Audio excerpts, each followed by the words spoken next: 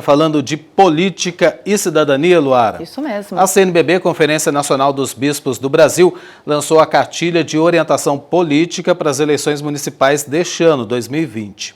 O tema é a boa política está a serviço da vida e da paz.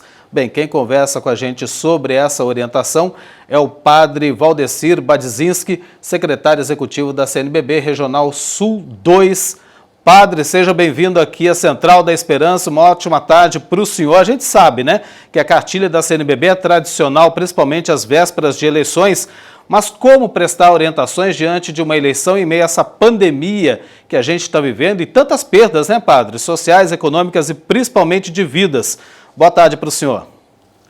Olá, boa tarde, Eduardo, Eloara e aqueles que nos acompanham através da TV Aparecida. Realmente é uma preocupação muito grande de como nós devemos nos preparar para as eleições municipais 2020 em meio a este caos, né, Eduardo? E a igreja se preocupa. A igreja sabe do seu compromisso com a sociedade, com a política, com a orientação dos cristãos. Por isso, então, a exposição expõe, publica, né, as orientações através de uma cartilha. E, padre, a cartilha traz orientação para todos, né? Para os eleitores e também para os candidatos. Vamos começar falando um pouquinho na relação dos eleitores. Qual orientação, qual preocupação da CNBB com os eleitores para trazer essa reflexão também desse exercício da democracia em ano de eleição?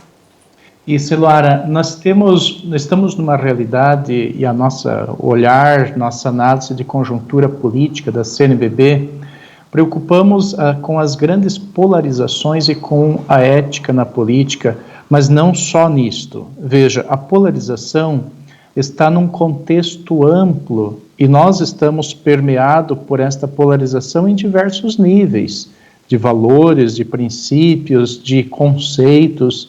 E isto vem também para a política, afetando o nosso jeito de ver e de pensar a política. Essas grandes preocupações que a CNBB quer orientar os fiéis, aí tu disse exatamente, fiéis e os candidatos. Por quê? A política deve ser, o tempo das eleições deve ser um momento agradável de reflexões, de pensamentos, de projetos, propostas de um país, de uma sociedade melhor. Mas quando nós percebemos a falta de ética, quando percebemos a grande polarização, classificando um grupo e outro, famílias se dividindo, amizades sendo dizimadas, isso nos preocupa muito. Por isso, então, este material orientativo, tirando as dúvidas, dando luzes na forma de pensar a si e aqueles que se candidatam a ser bons políticos para a sociedade brasileira. Vale lembrar aqui, né, padre, que a igreja ela não orienta em votar em determinado candidato, A, B, C ou D. Na verdade, essa cartilha da Igreja Católica, que lança sempre nas vésperas de eleições, como é o caso agora das eleições municipais, visa justamente fazer com que o eleitor pense no seu voto consciente, de acordo com os valores cristãos. É bom a gente enfatizar isso, né? Isso. Veja, Eduardo, nós, como Igreja Católica, nós não temos e não aconselhamos a bancada católica. Por quê? Compreendemos que um governo ele é para todos, não é para um grupo.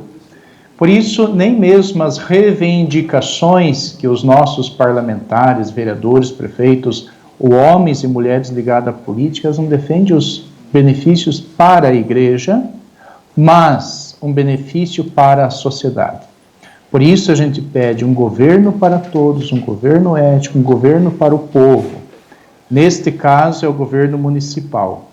Então por isso que a cartilha se direciona a todos. Sabe, muitos irmãos evangélicos tomam para si as orientações da CNBB, da cartilha, porque ela tem este olhar ampliado para toda a sociedade, com o princípio e o foco, o bem comum da sociedade.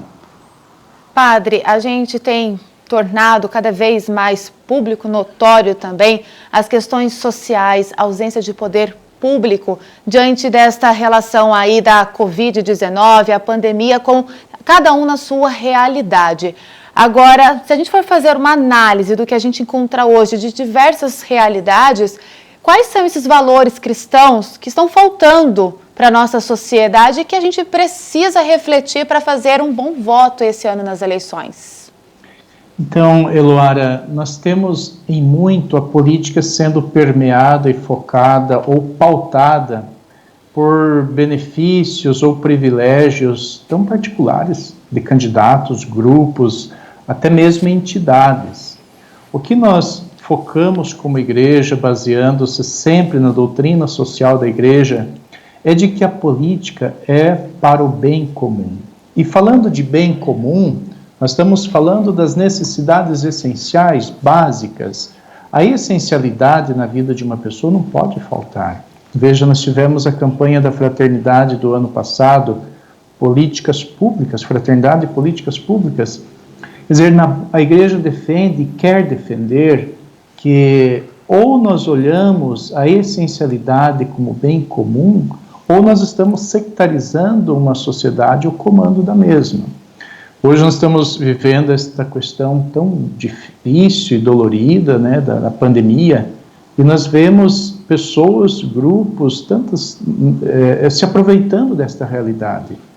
É injusto para nós cristãos, isso é inconcebível, porque diante de uma pandemia, de um sofrimento, de uma dor social, deveríamos estar todos unidos para nos defender e defender a vida. Então, buscar benefícios justamente na dor do outro, isso primeiramente é um pecado, depois o pecado social, e não está em consonância com os valores cristãos que pautam a vida, nossa vida, e diria a vida do país. O Brasil é um país cristão, majoritariamente cristão. Por isso, os ensinamentos da palavra de Deus sempre nos devem guiar nas nossas ações políticas, sociais, no cuidado com a sociedade.